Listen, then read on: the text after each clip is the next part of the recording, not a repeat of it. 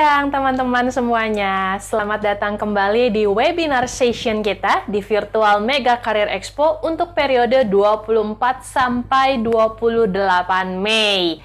Wah, teman-teman yang hadir di sini mungkin sudah nge-play nih ya dari kemarin di www.sambilanku/vmce. Nah, hari ini boleh dilanjutin lagi ngelamarnya karena bisa jadi nih tolong dicek-cek siapa tahu ada lowongan kerja yang baru plus ada perusahaan peserta yang baru. Nah, di siang hari ini sesuai dengan janji saya dari kemarin ya. Kalau kemarin siang kita udah ditemani sama Ibu Diah Pikarti dari KHT Group. Nah, hari ini kita juga akan ditemenin sama satu narasumber kita yang juga memang sudah punya profesi di bidang human capital. Lulusan psikologi dari salah satu kampus swasta di Jakarta. Nah, terus beliau ini nih juga kalau dilihat dari profilnya nih juga demen nyanyi. Jadi tergabung atau pernah manggung gitu ya. Mungkin sampai sekarang masih manggung nih dengan beberapa grup musik atau orkestra yang ada di Jakarta. Nah, nanti kita akan ketemu dengan narasumber kita langsung ini dan beliau akan meluangkan waktunya kurang lebih 30-45 menit untuk sharing dengan kita dengan temanya hari ini Work with Purpose. Nah, jadi supaya kita tahu nih kerja kita nih harus punya tujuan nih. Tujuannya apa nih? Jadi supaya kita nggak cuma datang ngantor terus apa ya yang mau dicapai ya, kayak kok jadi cuman rutinitas, nggak ada gairahnya lagi. Nah, kita akan denger nih dari narasumber kita hari ini. Nah, sebelum saya mulai lebih jauh lagi, perkenankan saya untuk membacakan partners-partners yang sudah mendukung terselenggaranya acara Virtual Mega Career Expo. Virtual Mega Career Expo diadakan oleh Garuda Organizer dengan sistem provide by sambilanku.id dan disupport oleh bisnis partner kami yaitu CKH Group dan juga dengan CKH Entertainment. Tidak lupa juga untuk teman-teman media partners kami yaitu Loker Depok 24 jam, Loker_DKI Jakarta, Human Capital Indonesia, HR Millennial Nusantara, Event Jakarta, Event Bandung, Event Surabaya, Loker Jakartaku, jobindo.com, Soul of Jakarta. Dan nggak ketinggalan juga dengan kampus partners kami yaitu Universitas Paramadina, BEM Estemik Amik Bandung, dan juga BEM Tantri Abeng University. Waduh, terima kasih banyak nih buat rekan-rekan partners, bisnis partners, kampus partners. Nah, untuk semua partners yang sudah mendukung terselenggaranya Virtual Mega Career Expo 2021 dari tanggal 24 sampai 28 Mei. Nah, tanpa berpanjang lagi, hari ini di webinar kita yang pertama di jam 11 siang ini, pastikan teman-teman duduk manis, udah siapin notes sama penanya, karena hari ini kita akan membahas mengenai Work with Purpose. Sekali lagi saya sebutkan, dengan narasumber kita yaitu Ibu Anita Kristiana, yang sekarang menjabat sebagai Leadership Development Lead of Tanoto Foundation. Nah, di Zoom room kita sudah ada Bu Anitanya. Hai Bu Anita. Halo Bu, suaranya masih ke mute. Saya coba. Sudah ya Bu. Sudah terdengar? Sudah terdengar. Perasaan udah pencet, ternyata belum kepencet. Halo Mbak Wina, selamat siang. Selamat siang Bu Anita. Apa kabar nih Bu Anita? Kabar sehat, baik-baik, bersyukur. Bersyukur ya di masa pandemi kita masih bisa aktif gitu ya, masih bisa produktif, masih sehat ya. Betul, betul.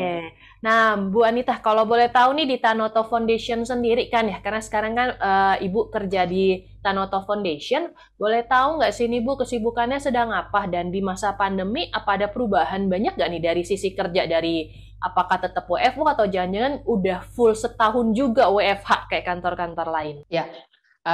Tadi saya disebutkan Leadership Development Lead of Tanoto Foundation ya. Jadi sedikit saya revamp.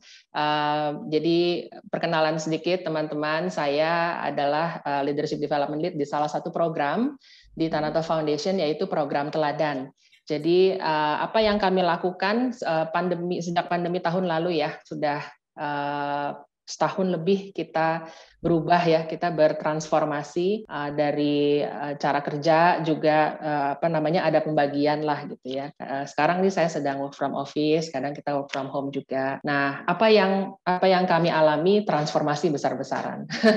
Jadi program teladan itu mungkin nanti saya akan jelaskan lebih detail, tapi secara singkatnya kami adalah program pengembangan kepemimpinan dengan beasiswa. Jadi memberikan training terstruktur kepada mahasiswa.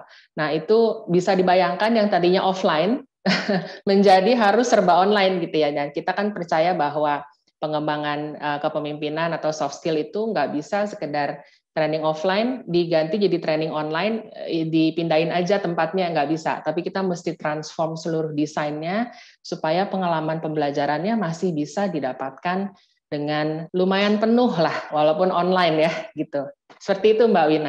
Oke, Bu Anita. Nah, tuh teman-teman.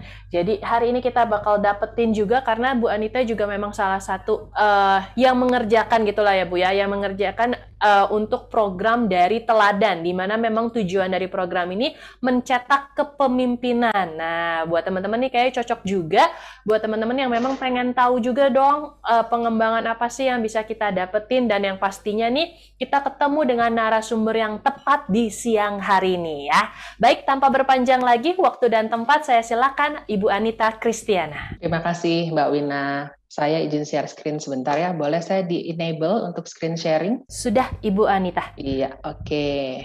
Ya, sudah terlihat ya. Oke, selamat siang semuanya, teman-teman semua. Senang sekali bisa berbagi di ruang hari ini di Virtual Mega Career Expo ya dari Garda Organizer. Saya Anita. Saya ingin menyapa Anda semua. Assalamualaikum warahmatullahi wabarakatuh. Salam sejahtera bagi kita semua. Shalom, Om Swastiastu, Namo Buddhaya, dan salam kebajikan. Saya berharap hari ini bisa men-sharingkan dan mungkin berdiskusi sedikit nanti dengan teman-teman mengenai apa sih work with purpose itu gitu ya. Nah, hari ini yang akan saya sharingkan adalah hasil dari perenungan saya pribadi, pembelajaran saya baik di seluruh pengalaman yang telah saya alami sebenarnya, dan terutama di pekerjaan saya yang sekarang nih sebagai Leadership Development Lead di Tanoto Foundation. Kalau teman-teman lihat di layar ada foto saya sedang menyanyi tadi, Mbak Wina sudah kasih hints ya gitu. Saya suka banget, saya cinta banget nyanyi. Dan saya juga cinta banget mengembangkan orang lain.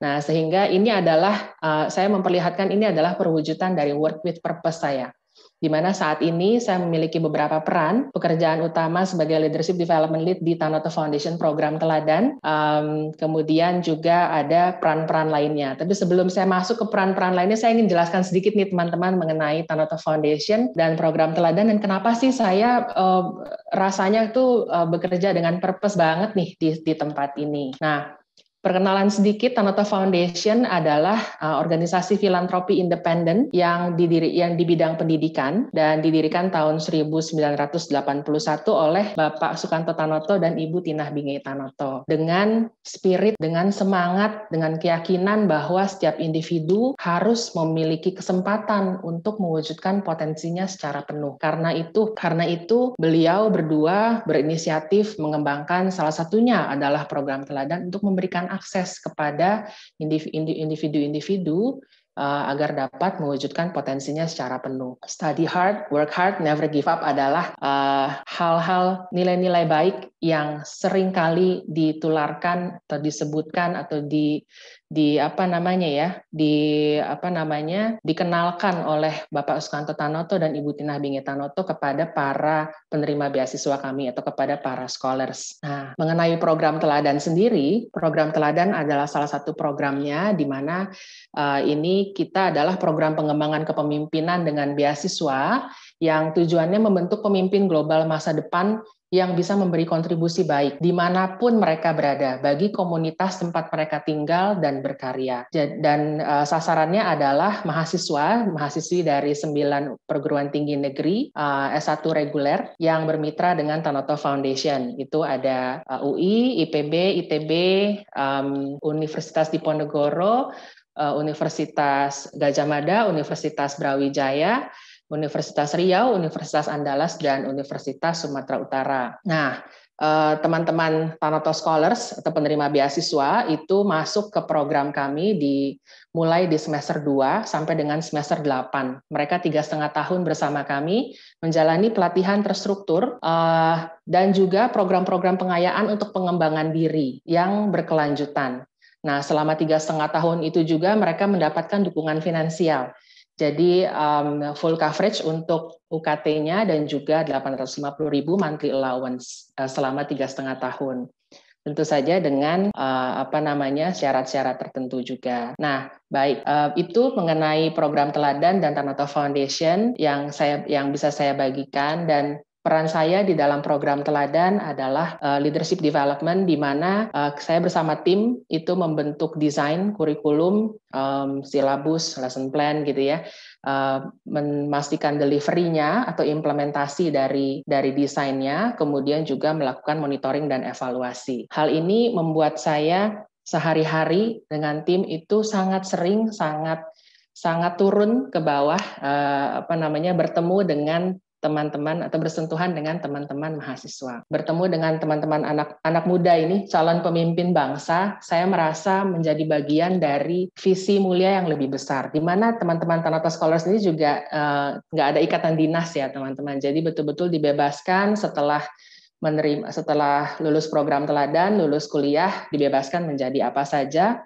Yang kami harapkan di pundaknya adalah bawa nilai-nilai baik dan jadi buat impact, buat dampak baik dimanapun kalian berada. Nah, jadi menjadi bagian dari visi yang lebih besar itu membuat saya merasa pekerjaan saya ini penting banget loh. Menyentuh sebagian mungkin ya dari masyarakat Indonesia, tapi yang menjadi tanggung jawab kami ini kami anggap betul-betul serius gitu. Jadi sehingga ketika ada perkembangan, ketika anak-anak kami ini mencapai satu langkah lebih maju, itu menjadi kebahagiaan tersendiri bagi kami. Kira-kira seperti itu bagaimana pekerjaan saya setiap harinya memberikan purpose bagi saya.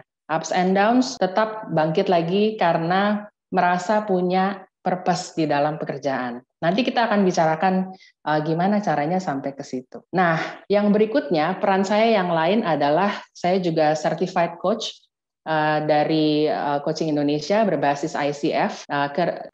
Spesialisasi saya yang sesuai dengan life purpose saya adalah Career Self-Growth and Leadership Coach. Karena memang saya senang sekali kalau bisa membantu orang lain menemukan misi hidupnya, menjadi dirinya, dan kemudian juga akhirnya berkarya dan berkontribusi. Kemudian saya juga counselor karena saya juga psychologist, saya psikolog klinis sebenarnya, dan tapi memang perjalanan karir saya membawa saya memahami dunia psikososial, human capital, dan juga pendidikan. Saat ini belajar terus gitu. Nah, kemudian juga yang tadi sudah dikatakan Mbak Wina, saya juga classical singers. Dari 2007 menapaki karir yang lebih profesional dengan bergabung di Twilight Chorus pimpinan ADMS. Kemudian setelah itu mulai belajar serius sejak 2009 dan mulai dapat kesempatan untuk di panggung-panggung klasik bersama choir maupun orkestra. Terakhir bersama dengan Jakarta City Philharmonic, orkestranya DKI Jakarta itu membawakan lagu-lagu klasik. Dan kemudian saat ini saya juga bersama dengan teman sedang membangun nih baby kami, namanya Rumah Dialog, yang visinya ini untuk keluarga dan untuk membantu setiap orang itu berfungsi, mengenal dirinya, menjadi dirinya, dan akhirnya tadi ya sesuai dengan purpose saya banget deh, gitu, seperti itu kira-kira. Dan akhirnya bisa berkontribusi. Oke. Nah, saya ingin mengajak teman-teman berpikir, kenapa sih kita perlu bicarakan mengenai work with purpose? Ada yang tahu? Mungkin bisa tulis di chat kalau tahu ya. Lifespan dan health span dari Indonesia. Sebelum kita sebut angkanya, saya jelaskan dulu. Lifespan adalah angka usia harapan hidup kira-kira, ya pastinya secara estimasi rata ya teman-teman. Walaupun kita nggak tahu kapan kita dipanggil gitu, tapi ya faktanya seperti ini, lifespan dan health span. Health span adalah angka usia harapan sehat atau produktif. Ada yang tahu kira-kira health span dan lifespan Indonesia berapa? Kelihatannya mungkin belum ini ya, oh ini ada chat, sebentar saya buka. Oh nggak ada. Nah, Mungkin baru pernah dengar nih sekarang gitu ya, atau belum baca lagi yang terakhir. Nah, saya ambilkan dari data WHO untuk 2019, Indonesia lifespan adalah 71,3 dan Indonesia health span adalah 62,8. Tahun 2019 nih, belum ada pandemi-pandemi nih. 71,3 teman-teman dan 62,8 kita mungkin secara rata manusia Indonesia itu sehat dan produktifnya sampai usia sekian. Jadi bisa berkarya, bisa berkontribusi sampai usia sekian. Walaupun tentu saja banyak contoh juga yang sampai usia lewat dari itu tetap masih berkarya. Moga-moga kita semua bisa jadi yang seperti itu ya teman-teman. Diberi umur panjang dan berkarya, amin. Nah, kenapa saya bawa ini? Di suatu ketika ini saya mengalami momen yang betul-betul memukul saya dengan keras saat itu.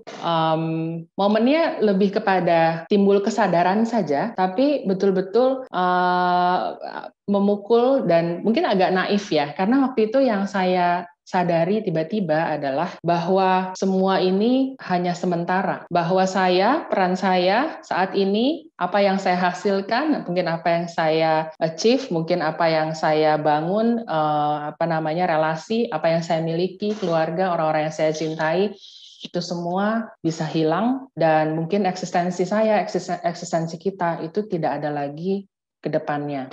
Betul-betul waktu itu saya tersadar bahwa iya ya, saya nggak selamanya nih sebenarnya. Mungkin saya juga nggak tahu sampai kapan saya bisa berkarya dan bagaimana saya bisa bermakna, bagaimana ya ketika saya nanti udah nggak ada, apa legacy saya ya, apa yang saya tinggalkan, bagaimana orang mengenal saya, bagaimana value apa, karakter apa, atau karya apa yang dikenal orang dari saya. Coba kita dengarkan kisahnya Alfred Nobel, teman-teman. Ada pro kontra sedikit mengenai kisah ini, tapi belum terbukti ya teman-teman untuk kontranya.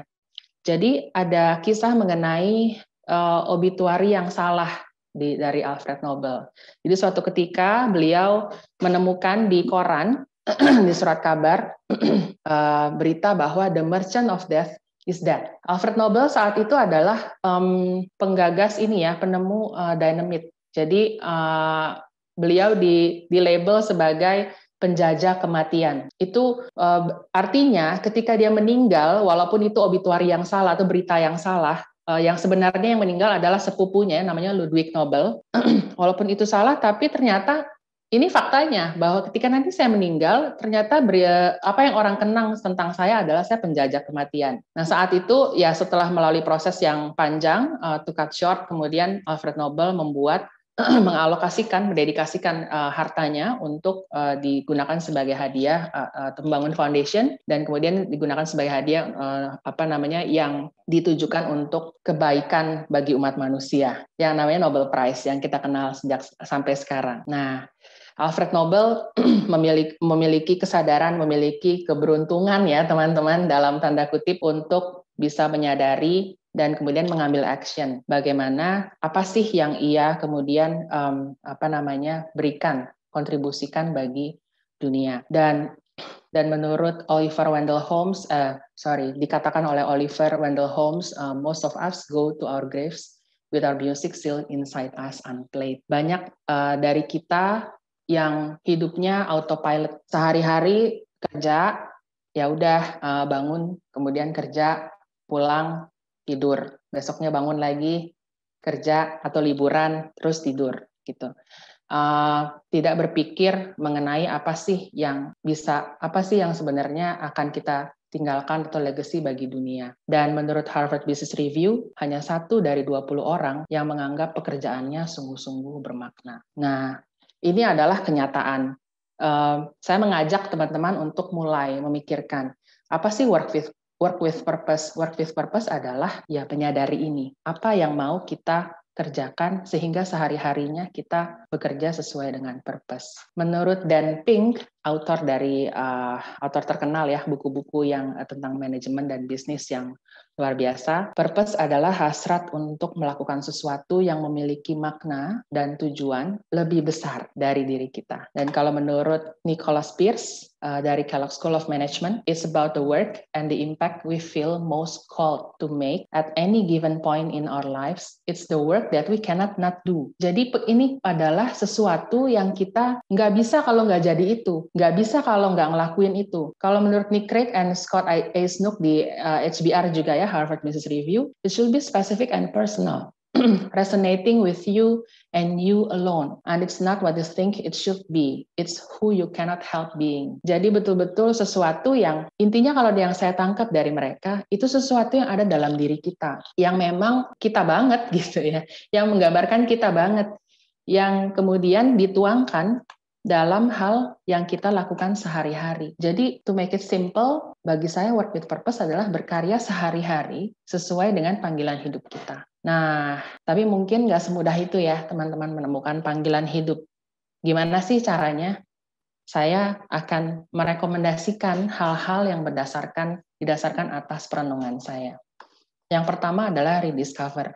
Nah, saya menggunakan model, untuk rediscover saya menggunakan model dari Purpose Venn Diagram yang diciptakan sebenarnya oleh Andres Suzunaga, bukan dari Jepang ya teman-teman, bukan Ikigai ini. Sebenarnya ini adalah purpose, sering disebut sebagai the westernized Ikigai, tapi ini bukan Ikigai.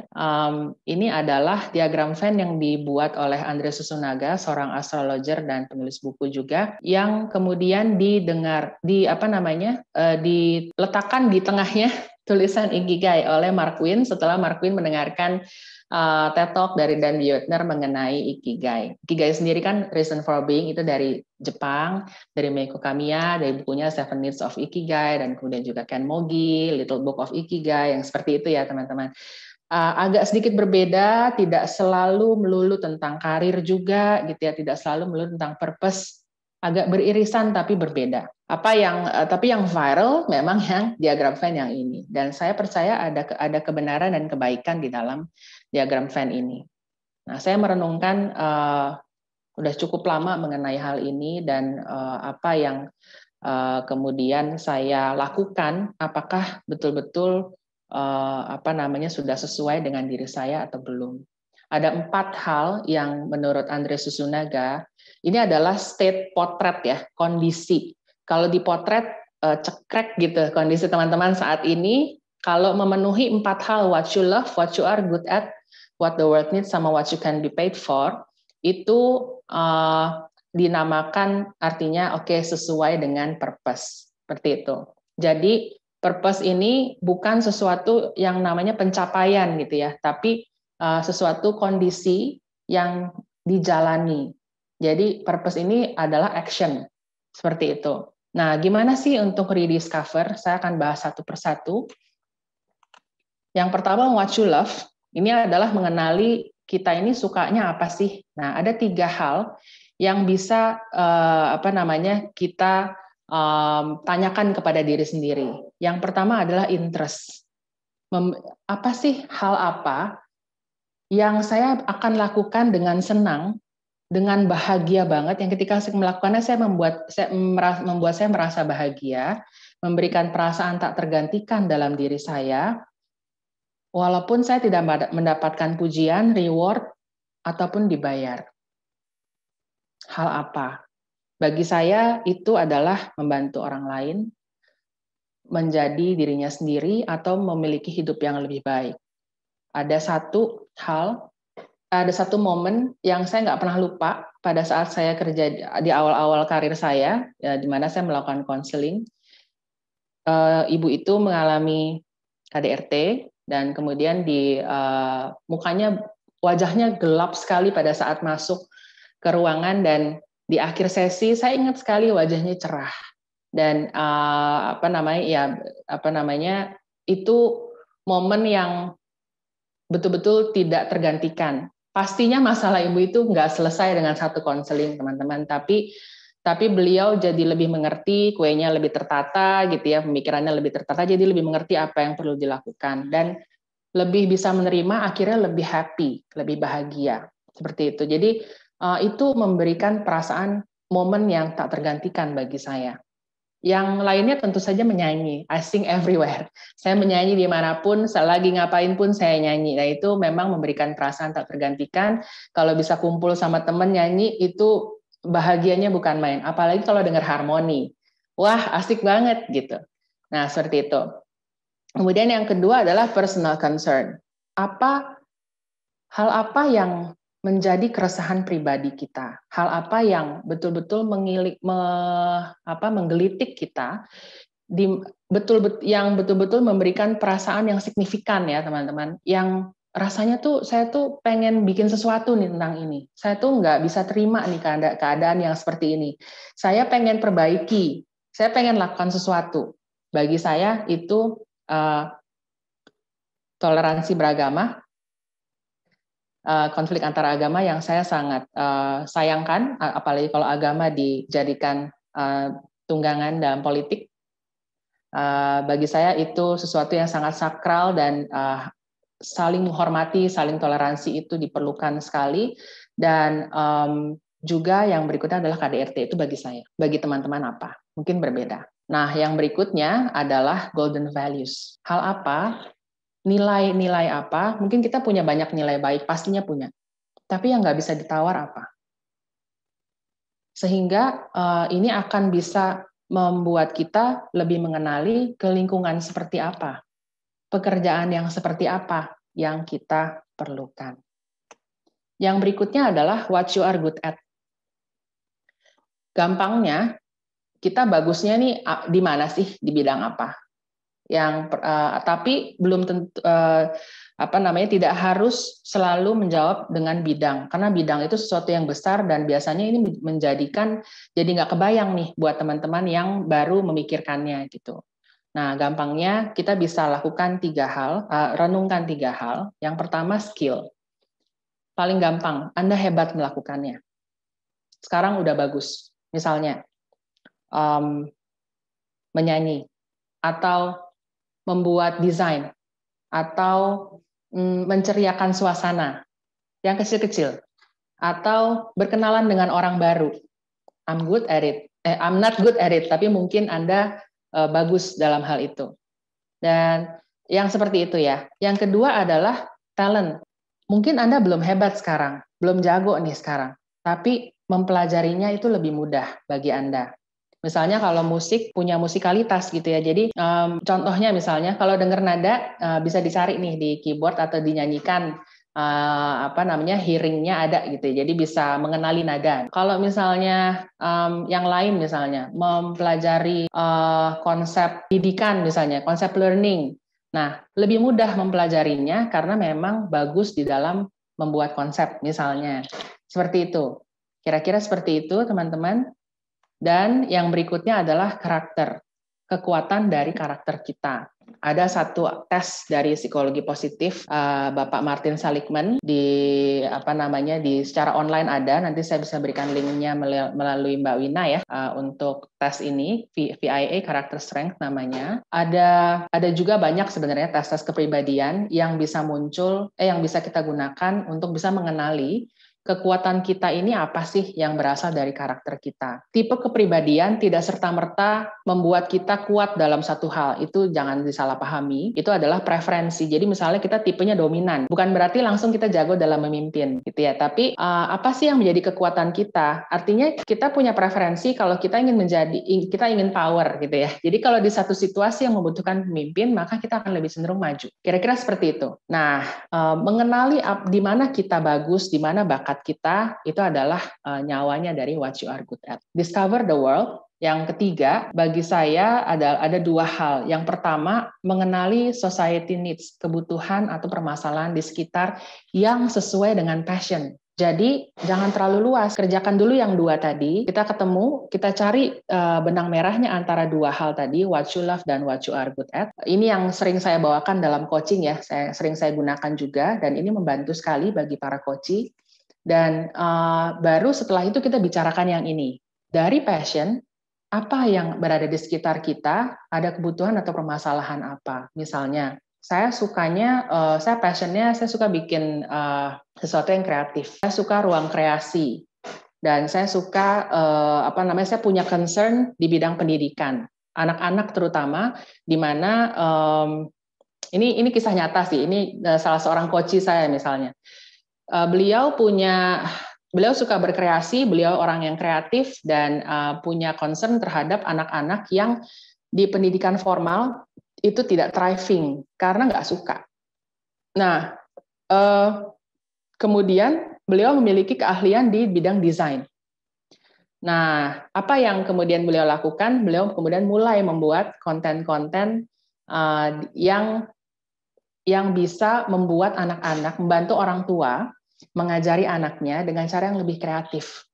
Gitu. Jadi anak-anak yang nggak, mungkin kalau di sekolah formal tergantung sekolahnya banget pasti, tapi mungkin ada yang mengalami yang dialami di sekolah itu mungkin sangat kaku, misalnya kurang kreatif. Nah, ini beliau menyediakan tools-tools yang lebih kreatif supaya anak-anak bisa lebih mudah mencerna, dan karena dia percaya semua anak bisa belajar. Nah, seperti itu kira-kira. Yang berikutnya adalah kalau kita teman-teman pencari kerja, pencari karir ya, kita perlu mengenali betul-betul pekerjaannya dulu. Pekerjaan itu sesuai nggak sama passion? Setelah pekerjaan, kita lihat budaya organisasi. Sesuai nggak sama kita? Sama golden values kita yang tadi. Kemudian sama kekuatan karakter kita. Misalnya kekuatan karakter saya adalah fairness. Maka saya nggak mungkin betah ada di organisasi yang memperlakukan karyawannya dengan tidak fair, misalnya. Atau yang di mana program memperlakukan scholars dengan tidak fair, saya tidak akan betah. Seperti itu. Nah, tapi teman-teman pencari karir mungkin nggak semudah itu ya, menemukan budaya organisasi, mengetahui. Mungkin kalau kita punya teman yang udah kerja di dalamnya, mungkin kita bisa tahu. Apa yang bisa kita lakukan, kita riset. Ada beberapa orang yang sharing juga di internet mengenai bekerja di sini seperti apa, juga dari employer-nya sendiri yang menjelaskan mengenai corporate culture-nya. Dari situ sebenarnya kita bisa pelajari. Juga kita bisa lihat dari bidangnya, misalnya bidang manufaktur versus misalnya bidang startup gitu ya. Nah, manufaktur biasanya hierarki, teman-teman. Biasanya ya, walaupun dalam proses produksinya mereka juga akan menerapkan lean management, tapi biasanya secara organisasi itu lebih terstruktur. Kalau startup itu biasanya lebih lean gitu ya secara organisasi, dan sehingga beda tuh ininya, plus minusnya, konsekuensinya. Misalnya kalau di perusahaan yang lebih terstruktur, misalnya manufaktur atau banking gitu ya, ya berarti jalan untuk career path-nya itu ada nih, banyak step-stepnya nih, bisa ditempuh sedikit-sedikit. Kalau di startup kesempatan, tapi saingannya banyak nih biasanya di sini ya, yang di perusahaan yang sudah besar atau yang sudah terstruktur. Tapi kalau di startup kesempatannya lebih besar, mungkin kita orang-orang yang menjadi pembanding kita itu mungkin tidak banyak, tapi memang secara career path mungkin akan lebih pendek, jadi itu juga akan menutup beberapa kemungkinan. Nah, ini hal-hal seperti ini kita bisa kritis sebenarnya.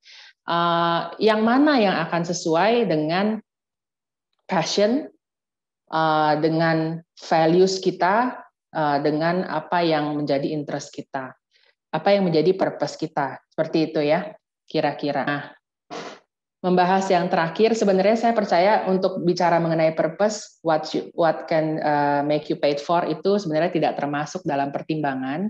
Akan tetapi itu kondisi yang sangat ideal memang apabila kita bisa memiliki kondisi di mana empat-empatnya itu tercapai, atau bukan tercapai, itu kita miliki, kita jalani. Tapi saya memandangnya sebenarnya yang what can get you paid for itu sebagai hal untuk survive. Kita kejar purpose kita kejar passion kita, tapi kita harus survive. Nah, gimana sih cara survive? Apakah harus menderita? Kalau apakah kita berarti harus meletakkan purpose untuk survive? Nah, kalau dari pengalaman saya, tetap carilah, usahakan, kejar pekerjaan yang sesuai dengan passion dan purpose kita. Yang memang kita inginkan, memang kita sukai kira-kira. Mungkin nggak usah ngomongin passion atau purpose, tapi yang memang kita sukai. Atau paling tidak, yang paling dekat dengan purpose kita, yang ada benang merahnya. Misalnya, mungkin saya waktu awal-awal karir, di tahun 2005, begitu ya, tahun 2007, itu kalau praktek sebagai psikolog klinis, itu mungkin kesempatannya itu belum sebanyak sekarang. Sehingga dengan kondisi finansial keluarga saat itu, saya memutuskan memang untuk ke dunia korporasi menjadi human capital, di mana secara finansial lebih secure, tapi juga saya mengenali bahwa saya ini orang yang sangat suka dengan people development. Saya suka bersentuhan dengan orang, one on one interaction, kemudian bisa membuat hidup orang lain menjadi lebih baik atau lebih berkembang. Nah, apa yang bisa saya lakukan sebagai di dunia korporasi? Saya lihat posisi yang cocok dengan itu adalah people development di HR atau human capital. Nah, jadi sepanjang karir saya di human capital, saya tidak pernah meninggalkan people development. Itu pasti menjadi salah satu bidang yang saya handle, dan bersama dengan fungsi-fungsi lain, misalnya seperti organization development, talent management, dan sebagainya yang kemudian nempel ya di human capital development. Kalau saya mengerjakan payroll, artinya saya juga pasti udah mengerjakan yang development juga gitu. Jadi mungkin saya pegang semua spektrum saat itu. Nah, atau kalau misalnya kita tidak menemukan yang paling dekat dengan purpose, atau paling kita belum tahu apa yang kita inginkan, paling tidak ketahuilah apa yang paling Anda tidak inginkan. Saya pada saat itu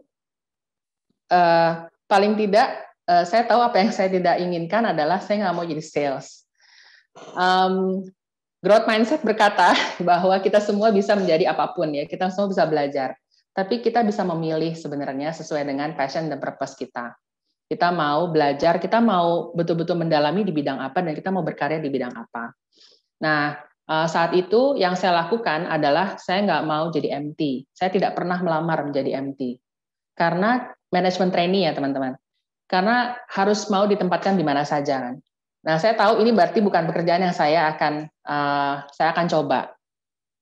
Nah, sehingga seluruh pekerjaan saya coba dari jalur reguler ke arah people development. Seperti itu. Karena ada benang merahnya tetap dengan passion saya. Walaupun yang lebih dekat dengan purpose saya adalah tetap pekerjaan yang saya sekarang, di mana berada dalam visi atau tujuan yang lebih besar dari organisasinya sendiri. Nah, kalaupun nggak nemu nih pekerjaan yang sekarang, ya udah ada sebenarnya. Saya nggak suka, nggak cocok banget sama passion atau purpose saya gitu. Nggak apa-apa teman-teman, explore project atau ruang karya yang lain yang sesuai dengan purpose. Misalnya, mungkin mulai berelasi dengan teman-teman, ajak bikin project, atau tanya-tanya, ada nggak kesempatan seperti itu, mulai riset seperti itu, yang cocok sama purpose kita. Artinya kita jangan jauh-jauh dari apa yang menjadi purpose kita. Sehingga karena tidak pernah menjauh, kita masih kelihatan, kita masih bisa berkarya di situ, apinya masih kita nyalakan terus, dan kita tidak akan pernah kehilangan itu. Seperti itu, dan kita tetap bisa survive. Yang berikutnya adalah action dan attitude. Mengenai action, apa yang bisa kita lakukan? Bekerja dengan purpose butuh action. Yang paling bisa kita lakukan dari sekarang adalah latihan, praktis. Ketika opportunity itu datang, kita sudah siap. Paling tidak kita sudah lebih siap dari sekarang. Apa yang tadi yang what you're good at ya, apa yang sesuatu yang kita suka, kita tahu kita suka dan mudah mempelajarinya, tapi kita belum jago. Lakukan dari sekarang. Take bold action. Dan yang berikutnya, act your passion. Act your passion. Dipikirin boleh, dibayangin boleh, dicita-citakan boleh, tapi harus dilakukan, harus ditindaklanjuti. Explore, kalau kita belum tahu, explore, tanya, riset, dan sebagainya. Take bold movement. Misalnya begini, saya tahu sejak dulu saya tidak akan bukan tidak akan. Saya memiliki kesempatan yang kecil untuk menapaki karir di bidang vokal, di menyanyi, karena saya punya tanggung jawab, tanggungan lah gitu, yang perlu diperhatikan juga. Sehingga saya butuh penghasilan yang rutin seperti itu. Tapi kita bisa mencari cara lain. Saya tetap kejar les vokal dengan selain bergabung dengan paduan suara profesional di mana saya belajar banyak, saya bergabung dengan les vokal dengan guru yang salah satu guru vokal terbaik di Indonesia. Waiting list-nya, saya masuk waiting list saat itu untuk les dengan beliau. 1 tahun saya ada di waiting list, teman-teman. Pada saat kesempatannya datang, jam les yang ditawarkan ke saya adalah Senin jam 8 pagi. Saat itu saya masih karyawan yang mungkin baru 1 tahun kerja gitu. Jadi siapa sih gitu ya. Nah, tapi saya memberanikan diri karena ini sesuatu yang betul-betul saya impikan dan saya dambakan sejak lama. Saya memberanikan diri untuk ngobrol, menghadap atasan saya, membicarakan apa yang betul-betul menjadi passion saya ini. Saya akan kerja lebih lama di hari Senin dan sebagainya. Dan akhirnya kemudian diputuskan atasan saya setuju untuk saya les dulu di hari Senin, kemudian saya baru kerja setelah itu. Dan les vokal itu bukan hanya les vokal, tapi memberi saya kesempatan atau akses kepada banyak kesempatan besar lainnya di panggung-panggung klasik maupun genre lainnya di bidang musik seperti itu. Jadi ketika kita punya kesempatan, ketika kita tahu jalannya, coba take action. Dan yang terakhir adalah start something small, start something now, make product. Banyak orang pinter, banyak orang punya visi bagus, tapi belum melakukan sesuatu. Nah, coba teman-teman, ayo mulai sekarang pikirkan dan lakukan sesuatu, buat produk kecil-kecilan, nulis dulu misalnya tentang satu isu, riset kecil-kecilan tentang isu yang memang menjadi perhatian. Kemudian mulai bikin produk, mungkin podcast sederhana dengan teman-teman gitu. Yang seperti itu. Pada akhirnya ini akan membawa kita kepada satu kesempatan lain, dan satu kesempatan lain itu akan membawa lagi pada satu kesempatan yang berikutnya. Saya punya teman yang cerita perjalanan karirnya, beliau mendirikan training center yang belum laku di awal-awal, tapi dia tahu dia maunya di situ, gitu. Dia nggak menjalani career path yang lain. Nah, beliau membuat tulisan di awal-awal, blog yang udah mungkin sampai ratusan, kemudian ada yang lihat blognya, menawarkan, dia kemudian ada yang mengusulkan untuk beliau membuat buku. Dia buat buku pertama yang kemudian tidak laku. Nah, buku pertamanya itu kemudian ada yang lihat, satu orang yang melihat dari TV yang tidak terkenal, tapi ya udah dia ambil aja. Dia punya acara khusus di TV tersebut. Kemudian ada satu orang lagi dari TV yang terkenal melihat acaranya beliau dan kemudian membuatkan acara di stasiun TV yang baru itu yang lebih terkenal. Kemudian sekarang beliau sudah membuat buku kedua yang juga laku keras bukunya ini, dan memang secara karir beliau semakin menanjak, di mana dia tetap di jalannya menjalani yang sesuai dengan purpose-nya. Dimulai dari apa? Dimulai dari dia membuat sesuatu yang kecil, yaitu tulisan di blog. Seperti itu. Jadi start something small, start something now itu adalah sesuatu yang sangat kita perlukan supaya kita tetap berada di track yang benar.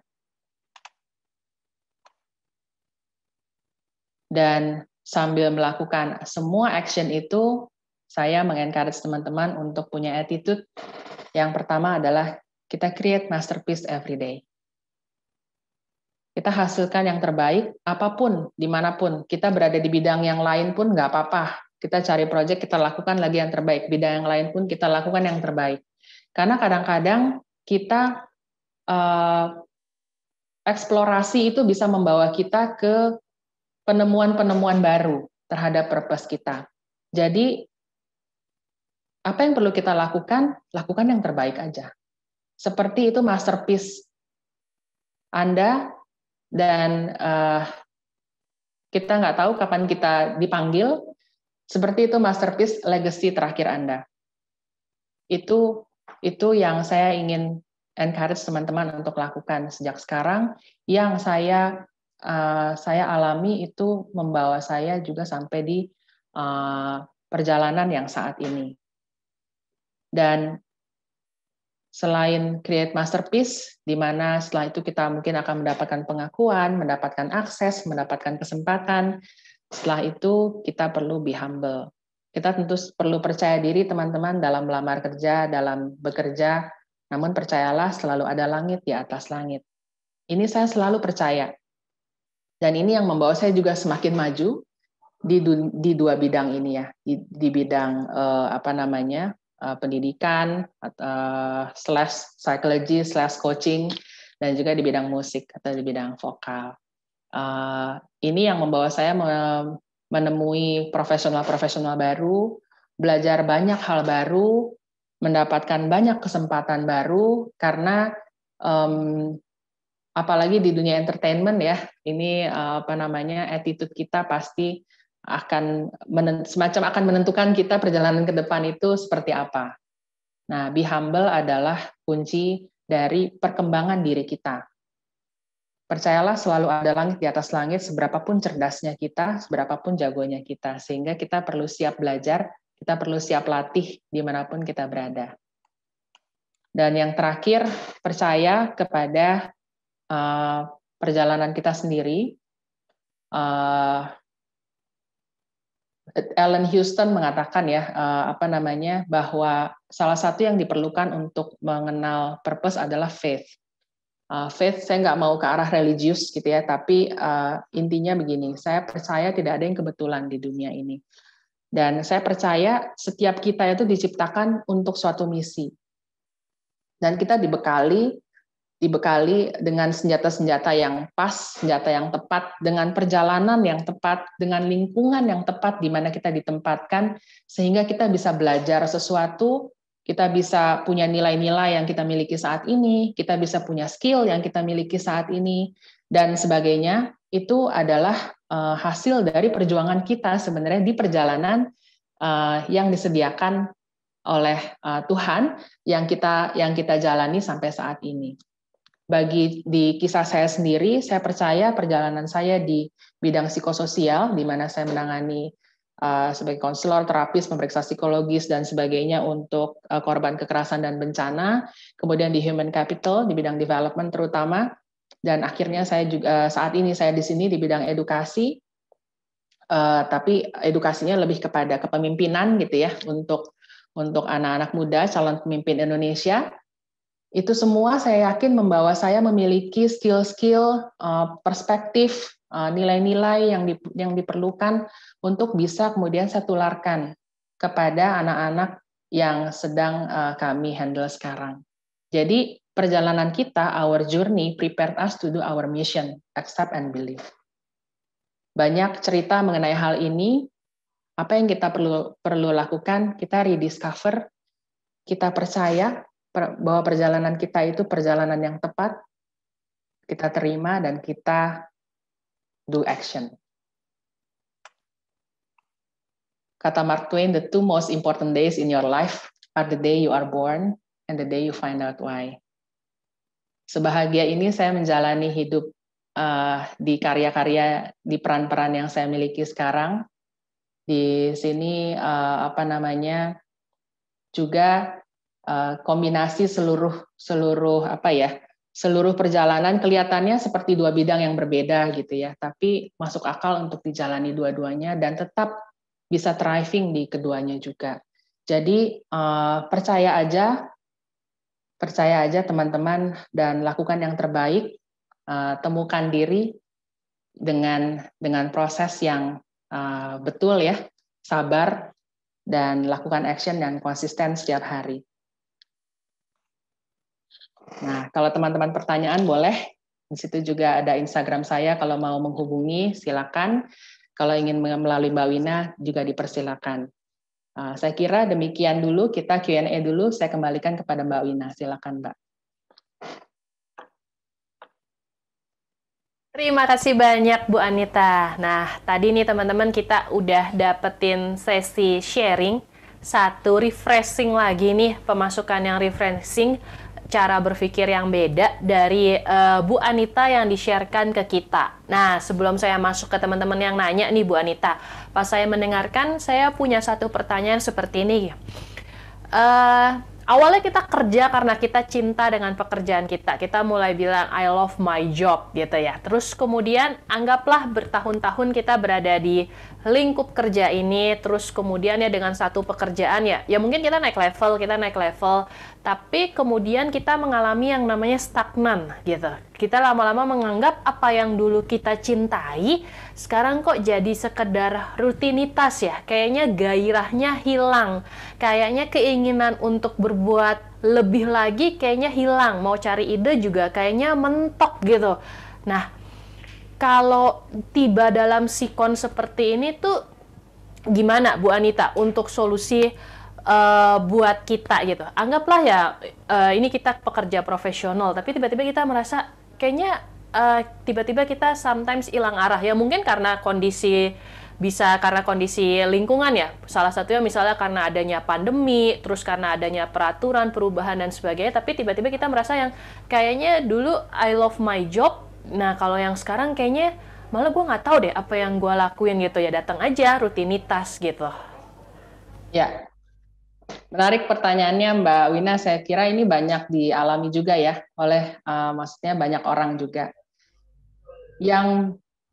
Yang perlu kita lakukan adalah mengenali lebih detail. Apa sih sebenarnya yang membuat kita bisa bilang I love my job? Kadang-kadang kita berpikirnya dalam level yang lebih besar. Maksudnya gini, kita bisa mengatakan kita menyukai misalnya kalau saya bidang psikologi misalnya. Tapi sebenarnya itu nggak cukup. Yang perlu kita temukan lagi adalah, atau misalnya saya suka konseling. Tapi sebenarnya yang perlu ditemukan adalah apa dari konseling yang membuat saya bahagia. Sebenarnya apanya? Nah, kemudian selain itu juga menemukan yang tadi, mengenali diri kita. Kita ini punya value, punya kekuatan karakter itu seperti apa. Kadang-kadang kita merasa stagnan. Itu bukan karena pekerjaannya, tapi karena lingkungannya. Tapi karena mungkin kesempatan yang yang hilang, kesempatan yang lepas dari tangan kita. Ternyata misalnya, ternyata kita punya, ini dari pengalaman diri saya deh ya. Apa yang saya kenali dari diri saya, salah satunya adalah dulu banget nih waktu saya masih muda gitu. Saya masih punya baggage dari masa lalu, di mana saya sangat membutuhkan pengakuan jadinya. Nah, di satu saat saya merasa sangat nggak mau lagi lanjut di pekerjaan saya. Karena kenapa? Karena saya nggak mendapatkan pengakuan dan ada situasi di mana yang saya lihat sebagai hal yang harusnya nggak terjadi lah. Kalau saya renungkan lagi sekarang, ya itu saya ketawain aja sih gitu ya. Saya oke, waktu itu saya baggage-nya masih di situ, masih membutuhkan pengakuan. Semuanya jadi hilang, jadi blur, jadi nggak menyenangkan lagi. Bukan karena pekerjaannya, tapi karena hal itu tadi. Karena saya masih punya hal di dalam diri saya yang belum selesai. Salah satunya misalnya saya sangat butuh pengakuan, which is itu nggak ada hubungannya dengan pekerjaan, dengan passion, dengan purpose. Seperti itu. Dan harusnya itu dulu yang diselesaikan, setelah itu yang berikutnya nggak akan terganggu lagi dengan itu. Atau misalnya punya hal-hal lain lah yang misalnya punya value. Saya pernah berada di satu organisasi yang sangat berlawanan dengan kekuatan karakter saya. Di mana saya punya kekuatan karakter itu, saya adalah, kalau menurut VIA karakter strength adalah, waktu itu adalah judgment, saya perlu bisa mempertimbangkan sesuatu dari berbagai sisi, jadi ke arah wisdom, kemudian fairness, honesty, love, sama kindness. Nah, saya butuh lingkungan yang di mana bisa mengizinkan saya untuk melakukan itu, sehingga bisa thriving. Kita semua juga begitu. Kalau misalnya teman-teman punya, misalnya kekuatan karakternya adalah humor, terus lingkungan kerjanya nggak mengizinkan itu, gimana rasanya? Mungkin bukan pekerjaannya, mungkin bukan purpose-nya yang bermasalah, tapi lingkungan yang kurang cocok dengan situasi kita, dengan diri kita, sehingga disitulah pentingnya sebenarnya kita mengenali diri kita, bukan hanya apa yang kita cintai dalam kerangka bidang, tapi kita kenali satu yang lebih detail lagi, kita senangnya apa sih yang tadi ya, saya senang yang kecil-kecil aja, saya senang memulai perkenalan. Saya senang menceriakan suasana, saya senang humor, saya senang, saya punya value integrity. Maksudnya bukannya saya orang paling berintegritas di dunia, tapi menurut saya itu sangat penting dan tidak bisa ditawar. Nah, saya punya value apalagi misalnya, saya punya kekuatan karakter, yang tadi fairness misalnya. Itu semua dikombinasikan sehingga kita tahu kita ini akan thriving dalam lingkungan seperti apa, dan passion kita itu akan membawa kita sebenarnya kepada profesi, pekerjaan, atau karya apa yang paling tepat yang bisa merepresentasikan kita. Kira-kira begitu, mudah-mudahan menjawab Mbak Wina. Oke, Bu Anita. Jadi memang mungkin bukan pekerjaannya, tapi bisa juga lingkungannya ya. Baik kalau begitu Bu Anita. Jadi salah satu pemikiran juga nih buat kita teman-teman yang mungkin dulu kita sempat bilang I love my job, dan kembali nih bahwa tadi yang disampaikan oleh Bu Anita bahwa kita juga perlu menggali lebih jauh lagi. Kalau dari psikologi ya psikologinya lebih ke arah apa seperti itu, sehingga kita benar-benar bisa dapat memang ini nih salah satu passion kita. Tujuan itu sama nggak sih Bu dengan passion sebenarnya? Tujuan yang seperti apa? Kan tadi kita bicara soal work with purpose, berarti kan apa sih tujuan dari pekerjaan kita, apa yang kita sukai gitu kan, lebih ke arah kalau ibu kan memang lebih ke arah konseling, terus kemudian memang demennya atau sukanya dengan yang cari nilainya dengan fairness. Nah, apakah ini termasuk dengan istilah passion dalam bekerja Bu? Dimana kan seringkali juga nih banyak ahli atau profesional di bidang HR yang bilang kalau kerja tuh sesuai passion gitu, karena kalau enggak nanti terpaksa doang ya cuman buat dapetin gaji aja tiap bulan, tapi sebenarnya dalam hati tuh nggak demen gitu. Nah, apakah hal yang Ibu sampaikan tadi juga sebenarnya sama dengan istilah kerja with passion gitu, cari passionnya? Ya, berbeda sebenarnya. Jadi purpose itu adalah tadi ya, hal yang dimana kita punya tujuan lebih besar. Yang kita kerjakan ini adalah bagian dari visi yang lebih besar, dan gimana cara kita mencapainya ke sana. Nah, dan supaya kita bisa menjalani hidup yang kayak live life to the fullest gitu ya, itu kita perlu menemukan diri. Menemukan diri, apa yang ditemukan? kalau menurut si Andre Susunaga itu tadi adalah passion. Passion adalah perpaduan antara what you love sama what you are good at. Di apa saya maknai lebih lagi, what you love sama what you are good at adalah menemukan tadi 6 hal tadi ya, 3 hal dan 3 hal itu tadi. Jadi saya percaya bisa menemukan hal ini, kita kenali dulu passion kita, kemudian kita cari pekerjaan yang sesuai dengan itu, dan kemudian kita cari discover the world. Nah, pada saat discover the world itu kita akan bisa menemukan purpose kita. Oke, baik kalau gitu Bu Anita. Nah, Bu Anita, satu pertanyaan terakhir sebelum kita masuk sesi closing. Dari peserta kita dengan namanya Nurul Aina. Selamat siang Bu Anita, saya ingin bertanya, bagaimana caranya agar kita lebih mengenali diri sendiri? Dan bagaimana cara kita untuk memulai berkarir? Saya seorang job seeker yang belum pernah bekerja sebelumnya, namun ingin menggali sebenarnya passion yang ada di dalam saya. Terima kasih Ibu. Oke. Halo Mbak Nurul Aini, Nabila. Makasih pertanyaannya. Untuk Mbak Nurul Aini yang belum pernah bekerja, yang saya sangat rekomendasikan adalah explore. Lakukan eksplorasi. Jadi yang pertama tentunya yuk mulai praktis, lakukan tuliskan hal-hal yang tadi kita udah bahas, tuliskan, jangan difilter, di brainstorming aja. Kemudian tuliskan yang what you love, kemudian yang what you're good at, kemudian disatukan. Kira-kira apa ya kalau gitu karya atau profesi yang sesuai nih dengan kedua-duanya, irisannya di mana. Itu yang pertama. Kemudian yang kedua adalah eksplorasi. Nah, dari yang tadi udah ditemukan, mulai explore, mulai riset. Kira-kira nih hal ini nih ada di mana aja. Kemudian mulai tanya-tanya teman gitu, mulai join komunitas, mulai join jadi volunteer mungkin yang sesuai dengan hal yang tadi udah ditemukan. Nah, seperti itu.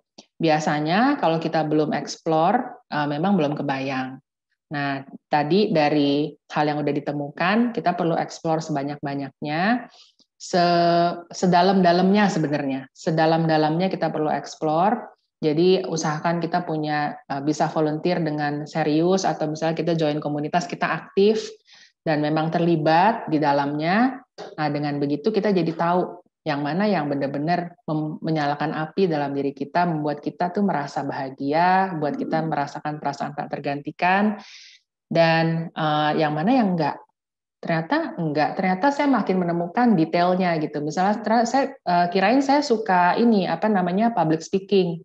Ternyata kirain saya suka public speaking. Ternyata yang pada saat saya suka begini, saya sharing seseorang kemarin.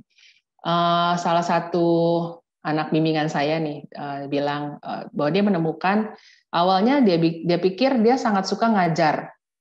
Ternyata setelah dia merenungkan, bukan ngajarnya yang dia suka, bukan perilaku mengajarnya begitu, tapi ternyata ketika menemukan bahwa anak-anak yang dia ajar itu terdampak.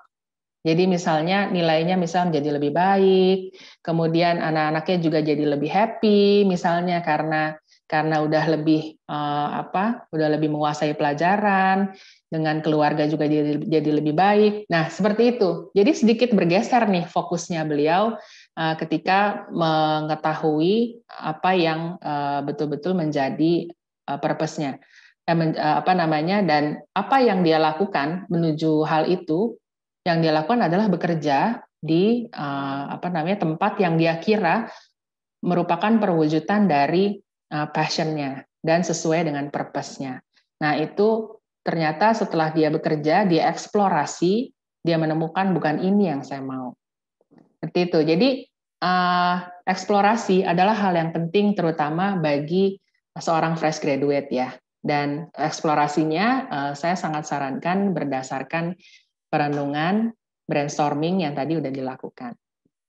Begitu kira-kira, mudah-mudahan menjawab Mbak Nurul Aini. Bu Anita, nah berarti eksplorasi nih teman-teman, buat teman-teman yang memang mungkin belum pernah punya pengalaman kerja, terus kemudian masih bingung soal passionnya, digali lagi apa yang kita suka, terus apa yang paling kita memang kita punya passion atau punya minat di dalamnya. Nah itu memang harus cari tahu dengan exploration gitu. Jadi nah teman-teman yang tadi Bu Anita bilang nih bisa kayak ngambil volunteer mungkin. Nah ya kalau misalnya di zaman pandemi gini nih juga masih ada kok kegiatan-kegiatan volunteer yang bisa kita ikutin. Jadi kegiatan di luar dari rutinitas harian kita. Apalagi kalau belum bekerja kan waktunya masih banyak kosong nih teman-teman.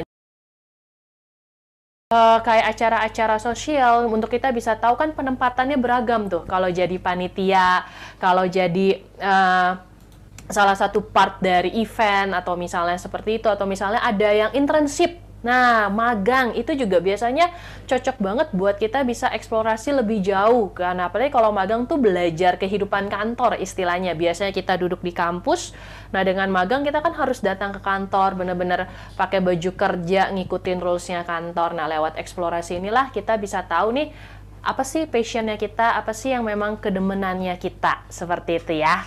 Nah, baik teman-teman, terima kasih banyak sebelumnya Bu Anita, dan sebelum saya menutup webinar kita siang hari ini, saya boleh minta satu closing statement dari Bu Anita buat kami dan juga buat teman-teman peserta. Silakan Bu Anita. Teman-teman semua, saat ini kita pasti ada dalam kondisi yang berbeda-beda, dalam akses kesempatan juga yang mungkin berbeda-beda. Yang saya mau ajak teman-teman semua mulai pikirkan, renungkan dari sekarang adalah nanti kalau kita udah nggak ada nih teman-teman, ketika kita dipanggil Tuhan, teman-teman mau obituarinya tulisannya apa?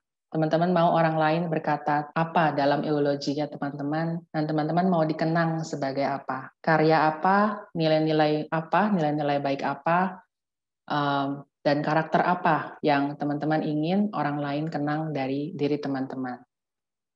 Mulailah berkarya, mulai start something small, start something now, dan rajin-rajin stop, maksudnya bikin waktu untuk diri sendiri, merenungkan dengan jujur, dan jadi bukan hanya dieksplor ya, tapi kemudian direnungkan. Setelah dieksplor, direnungkan lagi.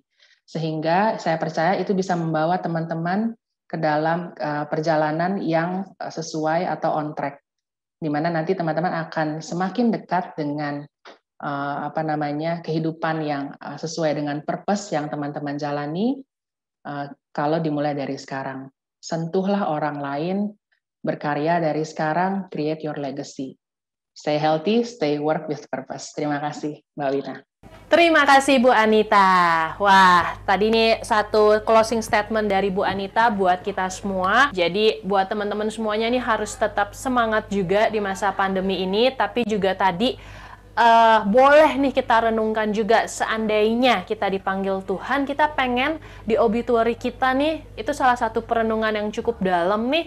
Kira-kira kita mau orang sekitar kita mengenal kita seperti apa ya? Apakah kita sudah lakukan pekerjaan yang baik, ataukah kita yang memang menghidupi tujuan kita, atau memang hidup kita banyak memberi nilai ke orang lain gitu? Apakah kita banyak memberikan nilai-nilai positif gitu, kita banyak membangun kehidupan orang lain, di mana hidup kita itu jadi yang dikasih Tuhan nih nggak cuman percuma, nggak cuman hari ini lewat, terus napasnya masih ada, terus napasnya digunakan sampai nanti habis, tapi benar-benar napas yang kita punya, tenaga yang kita punya hari ini, itu benar-benar sesuatu hal yang bisa kita bagikan ke orang lain, sehingga hidup kita itu punya nilai gitu ya teman-teman. Nah jadi bekerja itu ada dalam satu range yang cakupan yang luas banget gitu. Kalau dalam saya nih, saya punya satu statement adalah bekerja seperti untuk Tuhan gitu. Jadi benar-benar kita menganggap bahwa apa yang kita kerjakan ini juga kita kerjakan dengan serius gitu, tapi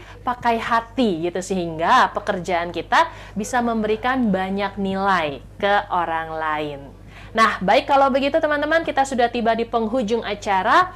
Terima kasih sekali lagi untuk Bu Anita Kristiana yang sudah bersedia meluangkan waktunya kurang lebih 1 jam bersama dengan kita di webinar siang hari ini. Terima kasih untuk insightful, untuk sharingnya, dan juga untuk pencerahannya. Nah, semoga buat teman-teman peserta webinar ini juga jadi satu titik cerah buat teman-teman, untuk bisa jadi satu titik yang memikirkan kembali atau sekedar untuk tahu bukan untuk sekedar tahu, tapi kalau bisa diaplikasikan juga bahwa start now, saya juga mau mulai mencari tujuannya saya mau mulai mencari untuk passionnya saya, supaya apa? Hidupnya kita juga memberi nilai buat orang lain, ya.